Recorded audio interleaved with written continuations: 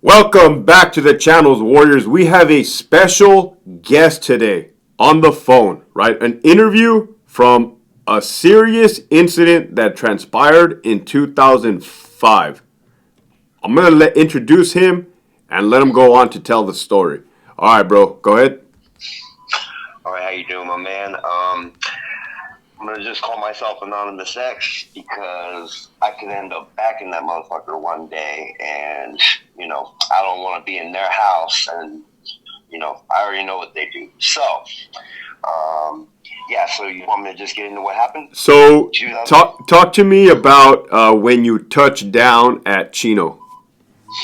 Yeah. So I got there in December 2004, and it was reception center. I was in Central, and they got several housing units there. Like, people sometimes go to East or West Yard from there, but that's like a reception center. It was at that point. So I never been to Chino. The only thing I know are 270 housing designs and 180. Does it look like that? No. It was waiting for all that. It's like older architecture, like cell blocks, long ass cell blocks, 3 tiers. Is it is it bars or doors on the It's bars. bars? It's bars. Yeah. Okay. So there you are in reception, right? This is where you touch down before you get classified and before you land somewhere. So what are you seeing? What are you hearing? Is it normal to you? Yeah. No, I mean, like things happened, but not. It wasn't anything really abnormal from any other prison or time. You know what I'm saying? Just shit happened. It was not a big deal. There was the layout on the place on this particular yard. It was one long hallway indoors that led to all the housing units. So some people hit day rooms of these housing units, which are like small, like about 40, 45, 50 people. And then they had this gym that had like 300 people. But other than that, it was 3 tiers of 2-man cells that were, from what I understand, pretty damn small. Like one of the housing units, the cells were like one of the beds folded out, and it made it, very tight bit. So tighter than the cells that you see. Okay. So, yeah.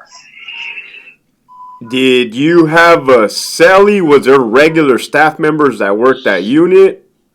I was not in a cell. There were regulars. Yeah.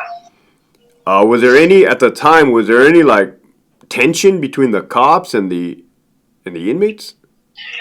I didn't know of any tension, like any abnormal tension between the cops and the inmates, because there's always like we're doing our thing and they're doing their thing, but nothing that I knew of. The tension I knew of was the racial shit. You know what I mean?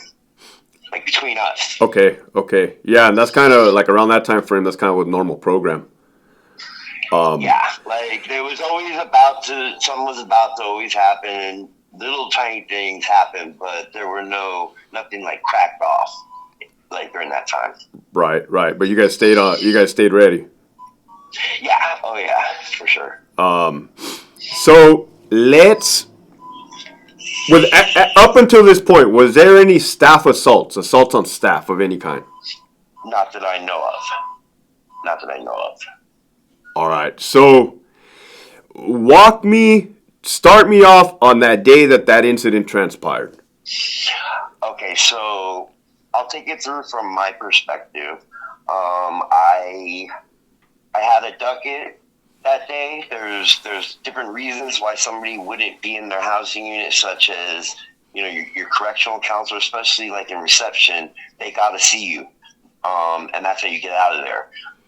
It could be a medical thing, something like that, or it could be like like you're being investigated for some other crime, because reception, there could be something new that popped up and they want to talk to you about that or whatever. So those are the reasons somebody might be out, and I was out for one of those reasons that morning. So I went to the appointment, and I I was on my way back, and now that day, the Black Swan escort, which means that race, anytime they were let out of their cell, they were to be escorted by staff anywhere. Was that as a result of an incident, or do you know why they were on escort?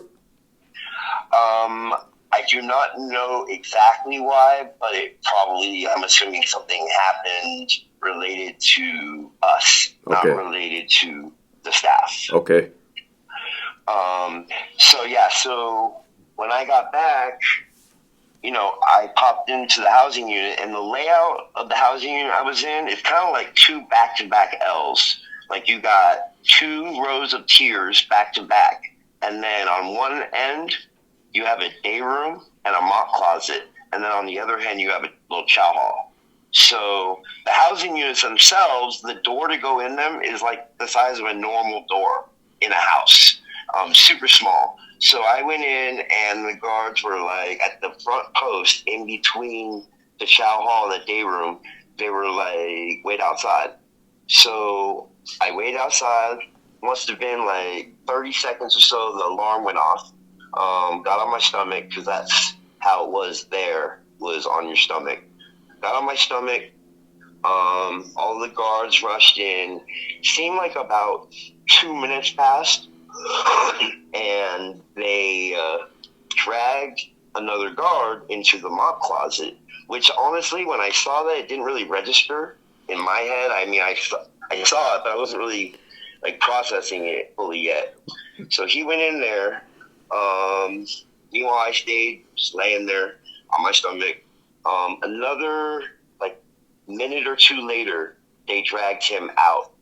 And no, I want to say 2 to 3 minutes later, because it was after they got 3 inmates that they took away. And at that point, they dragged him past me. His eyes was rolled back. I saw that. And there was this huge trail of blood underneath him that was left behind. I stayed laid. About a minute or so after they left with him, another guard said, "Okay, get up." Real quick. You went up to this door. You approached this door, and there was officers there that told you, "Hold on." Yeah, because they were in the housing unit, sitting at the, where the guards sit, like the little post. Do you believe elevated or nothing? Do you believe that the stabbing had already transpired? No, because you heard a little bit of yelling when the incident itself happened. I heard that like before the alarm went off. So the alarm goes off, and then the officers drag that officer to the closet? Yeah, they put him in the freaking mop closet, yeah. What do you think the idea behind that was? I think they were trying to, like, secure the scene to get him out of there, because it wasn't fully contained. If, looking back. Yeah. Damn, dude. So you're, like, right there. Is responding staff running past you? Yeah, a bunch of staff ran past me, and then finally someone told me, get up. They handcuffed me. They put me across the way in the chow hall across the way in the housing unit called Matrone. They were all named after freaking plants and stuff. This happened in the Sycamore housing unit, and they handcuffed me, and then I went in there where I sat for hours. But yeah, sat there for about 4 or 5 hours. And then a sergeant came in, asked me if I saw anything. And I was like, well, I saw the cop getting dragged past me, but I didn't see anything as far as what happened. And so he's like, all right, take it home. That was the end of it. How close as far as from my perspective. How close were you to him getting dragged? Oh, when he got dragged past me, he was less than 2 feet away from me. Less than 2 feet? It was super, because of how close I was to the front of the housing unit when it went off. And he had to be dragged right past me. Like, I was barely in front of the entranceway itself. But did you see blood? Did Yeah. in your head? Did you instantly think this was a stabbing, or did you think maybe the dude got knocked out? Or No, no, no. It was a stabbing. It was a stabbing. Like I knew. man, Yeah, and I mean, his eyes was rolled back, like you could see blood on his uniform, and they're dark as fuck. So, and the trail of blood that it left. Those are all the indicators that it was very, very serious at the least. You know, okay, turned out that was what it was. man, dude, as responding staff is arriving, because I've been in situations where I'm arriving, we have no idea what's going on. Did you feel that they suspected that you were a part of that? At very first, I didn't know what the hell, and I was like, "Fuck! I hope I don't get dragged into the middle of this shit." But no, like because they would have used real force if they thought I was involved. Although the people that they took out, like, were standing and they weren't beat the fuck up themselves or anything. So, but at the same time, yeah, they weren't looking at me aggressively or saying anything like that. The only thing they ever said after it was, stand up, and then they handcuffed me, took me across the way. You Man, know, um, yeah. so you're seeing this, you're experiencing this, you're like, what the heck just happened? Like, at what point did you know that that officer did not in fact survive that attack? When the sergeant came and asked me if I saw anything, and then I asked him what happened with the guard, and he, said that he passed away. Man, that is heavy because, as far as my knowledge, man, as far as my recollection, that has been the last murder of a correctional peace officer in the California Department of Corrections in 2005. Yeah, yeah, and they said when it happened that one hadn't happened before that since like '85 or the '80s or some shit. So they don't happen very often. They Like, they don't, and I can tell you, man, that they've come close, and I'm sure you will agree they have come close, man, and it's yeah. like it's almost like sheer like miracle or luck, man. They get close. Um, Yeah, did you? like when they ran up into Hatchby, like into the program office, I heard something about that, and no one died. But yeah, Yeah, they ran up into that Tehachapi. I think that was in the '90s. I think, That but was in I'm the not sure. 2000s, man. I read the report. Oh, Uh, oh, okay. those were some serious shanks, some serious weapons. They stabbed up the sergeant and the lieutenant extremely bad, dude. They were fighting for their lives in the program office. For sure. So, did you say people with suits came and talked to you guys? Did you go back to the same housing unit? What happened afterwards? Yeah, they sent me right back to where I was. After that happened, so yeah, like over the next few days and couple weeks, a bunch of people were coming through there as far as staff, people wearing, dress suits. Those are usually like detectives or investigators. A bunch. You had camera stuff like that. See, because um, we could see everybody that comes in, and yeah, that it was all that.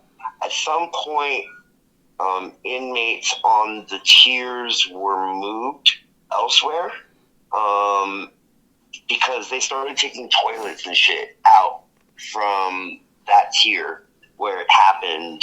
They took some toilets out, so it was just between that. Yeah, there was a lot of traffic. Like, and then eventually the people in the day room were sent to either other housing units or the gym, which is a housing unit. Were you guys locked down like a good old fashioned lockdown at the time?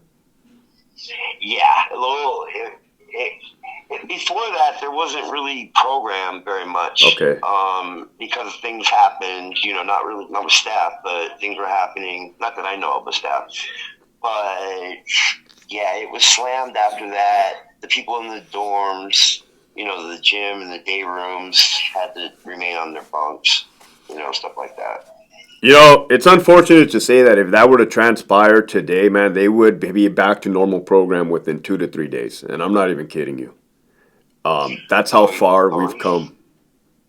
it was it was a full lockdown for at least a month, Yeah, at yeah. least. I hear you. I hear you.